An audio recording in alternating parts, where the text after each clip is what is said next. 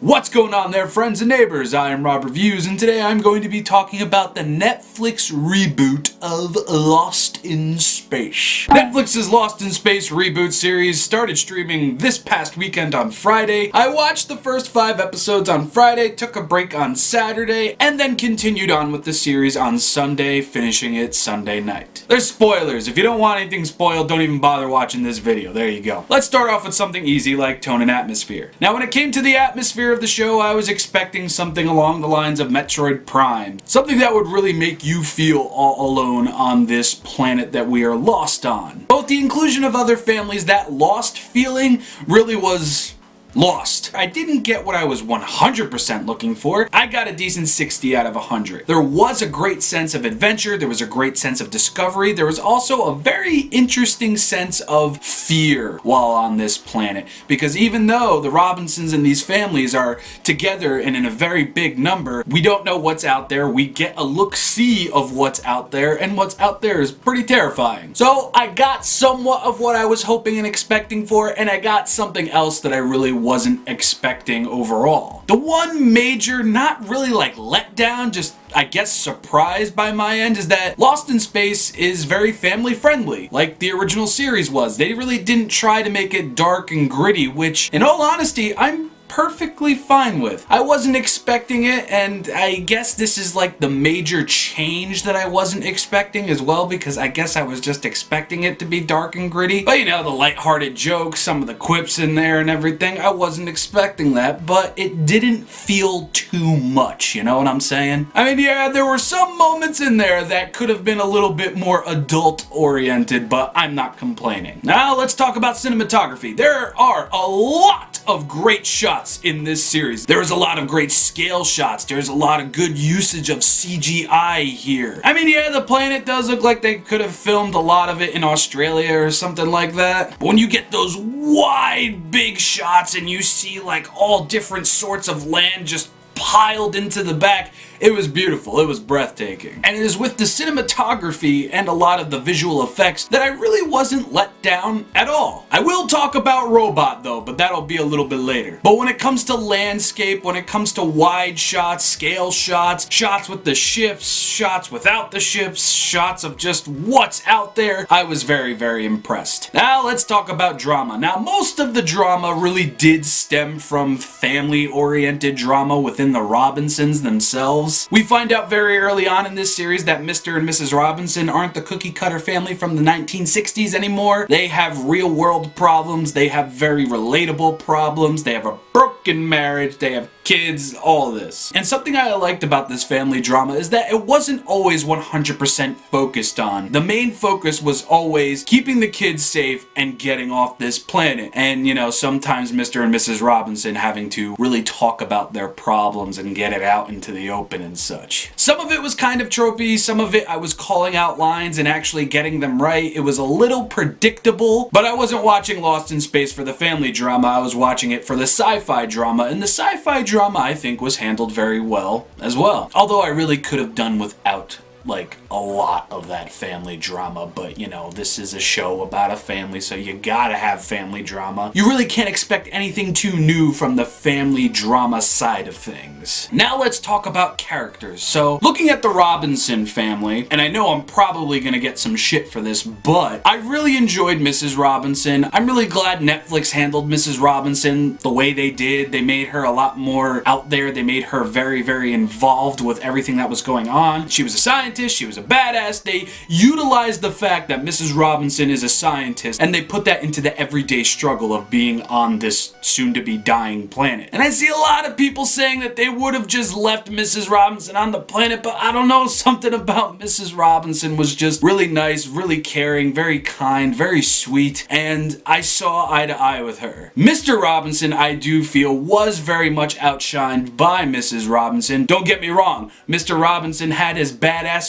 scenes and everything. I just happened to enjoy Mrs. Robinson more. But talking about the kids, I felt that Judy and Penny were very at first. Eventually throughout the season they did branch out more and you did get to see more of their personalities and such, and those two characters really did grow on me. Will, though, I would say is my favorite out of the child actors. I felt the actor playing Will did a very good job, especially when it came to very intense situations and situations with the robot. Now, talking about the robot, I'd be a hypocrite if I didn't say that I was somewhat upset with Robot as a character, not so much in design. I actually really do enjoy the new design of Robot. It's just within the first 2 episodes, Robot went from being this very interesting alien-esque character, and it's up until when he transformed into what we got for the rest of the season where I kind of fell off with the Robot character, just because this robot is so mute. He doesn't say anything but danger. Danger, Will Robinson. Danger, Dr. Smith. Thanks, Will Robinson. And I was just slowly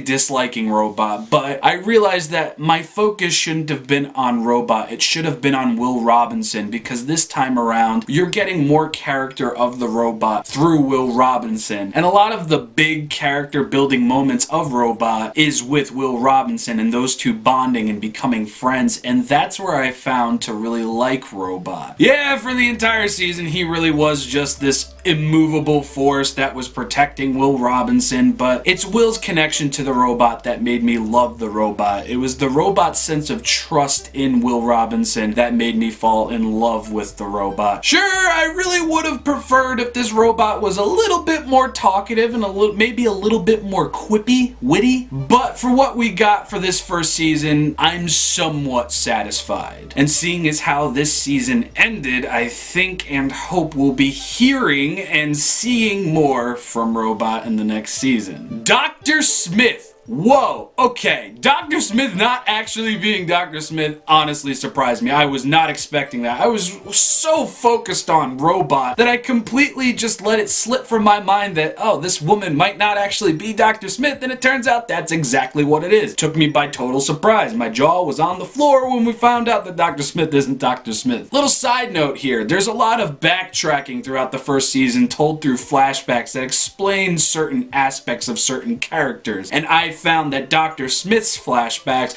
were the most interesting. And while I'm on that note, I will say that Dr. Smith was probably the best character in this show, and Parker Posey was probably the best actress in this show as well. Just because there are so many different faces to Dr. Smith. She can be loving and caring, she could be conniving and evil, she could be a total but I still loved hating her. I loved watching Dr. Smith on screen, and I love that they actually threw in that Dr. Smith and Will Robinson quasi-friendship in there. Parker Posey as Dr. Smith totally stole the show. What a bitch, I loved her. Don West was exactly what he needed to be. He was a snarky, witty asshole that knew exactly what he was doing when he was doing it. I just feel that his character was severely underutilized for this season, but it was a good introduction for the character because I do feel we will be seeing more from Don West in season 2 just because of the predicament that the Robinsons are thrown into at the end of this season. And when it comes to the other families that were thrown into this, I really didn't have a problem with them. I was very happy to see that the other families weren't used as fodder. They weren't used as bait or anything like that. They were actually semi-fleshed out families, but whenever we saw them, a lot of them did fall to the tropes of, oh, this guy's really smart. Oh, this guy's a total dick. It was somewhat predictable, but it was nice to see that Netflix actually tried to make these other families semi-important as to what was going on, and some of them even being used as plot devices. The music was okay. I do feel that a lot of iconic music was left out for some reason, but when moments needed to be tense, they sounded tense. When moments needed to be tender, they sounded tender. The soundtrack did its job, but it could have done better. Now, going back to Robot, I like the fact that they used a guy in a suit, and the CGI for the robot, when they did use CGI on the robot, was very good as well. But there are some points in some episodes where it's just so loudly obvious a guy in a suit and not the good way. And I do feel they could have at least used some CGI enhancement on the robot's hands once he's more humanoid looking, because I understand he's a robot and he's got to move like a robot, but he walks like a human. He has mannerisms like a human, and the only non-human thing about him is just how his hands moved. I feel like it could have just touched that up a little bit. Now, as I said at the beginning of the video, I watched 5 episodes on Friday and I watched 5 on Sunday. I did have to take a day break from this series. It's just very repetitive. Every episode is, oh, we have to go do this. Oh, this might help. Oh, we're gonna go do this. Wish us luck. It wasn't a bad thing that it was repetitive. It's just sometimes it just didn't feel fully fleshed out. And it just felt very safe. I feel like the writers really didn't stretch their creative muscles too much when it came to what was going on in a lot of the episodes. But I can't even say that fully because there was a lot of exciting moments throughout the first season. When it came to Robot battling those lizard jaguar, whatever the hell you want to call them, or those blind flying things at the end with the magical poop. You know, there was a lot of good moments in there, but I felt like a lot of it was padded by, we need to get off this planet, we need to get off this planet, interesting set piece happens, we need to get off this planet, we need to get off this planet, another interesting set piece happens. When it comes to Netflix series, I love binge watching and I hate binge watching at the same time, so Lost in Space making me take a break was a good thing and a bad thing because I should have felt more pressed to watch 2 more episodes on Friday, but at the 5th episode I said, okay, I'm done for the day. But the good thing about that is if this series does get a 2nd season, I don't think that'll be a problem for the 2nd season. But overall, I really did enjoy what the new Lost in Space series had to offer. It's a little rough around the edges, but if Iron Fist can get a season 2, I definitely think Lost in Space can get a season 2 as well, and I definitely think the 2nd season of Lost in Space would be a lot better and a lot more imaginative just because of what happened at the end of the 1st season. Of course, there are a million other things that I want to talk about, like Robot fighting another robot, so we kind of got our War of the Robots little smidge thrown in there. Dr. Smith reassembling the robot after Will tells the robot to walk off the cliff. Holy